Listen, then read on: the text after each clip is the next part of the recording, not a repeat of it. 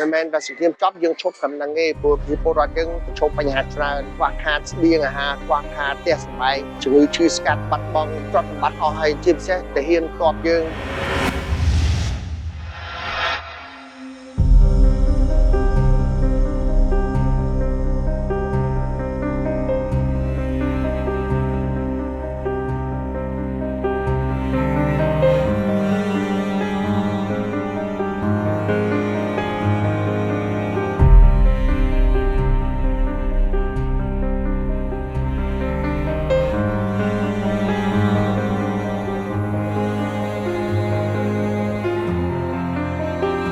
តាំងពីយើងមានបញ្ហាជាមួយខាងព្រំដែនមកនេះជាលើកទី6ហើយដែលក្រុមការងាររបស់ខ្ញុំចុះចែកស្បៀងទៅដល់ជនភៀសទឹករបស់យើងអញ្ចឹងការយើងបរិច្ចាគចូលរួមចែកដល់ពួកគាត់យើងនឹកឃើញដល់គ្រួសារខ្ញុំដែលឆ្លងកាត់ពីដើមមកជំនាន់ខ្ញុំជាជនភៀសខ្លួនគឺមហាសែនវេទនាយើងអត់មានអីញ៉ាំសុទ្ធហ្មងស្គមស្គាំងខ្វះខាតឈឺបាក់ដៃបាក់ជើងអញ្ចឹងការបានអីតិចតួចនេះគឺមហាសែនអស្ចារ្យតែបើយើងប្រៀបធៀបប្រជាពលរដ្ឋយើងឥឡូវដែលជាជនភៀសទឹកគាត់ក៏មានការឆ្លងកាត់ពិបាកដែរយើងឃើញថាក្មេងៗគាត់ចង់បានស្បៀងចង់បានរបស់ញ៉ាំចង់បានសណ្ដោះគោនំប៉័ងតុក្កតាសិតតែពួកគាត់ត្រូវការចង់បានខ្លាំងហើយយើងយកចែកមកគឺអត់គ្រប់ទេប្រហែលក៏គ្រប់ដែរព្រោះមួយកន្លែងសិតតែរាប់ពាន់នាក់ហើយយើងបានមកដូចថ្ងៃនេះអញ្ចឹងយើងទៅពីកន្លែងបានតែ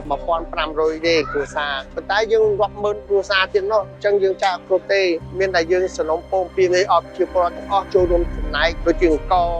ស្អ៊ីវ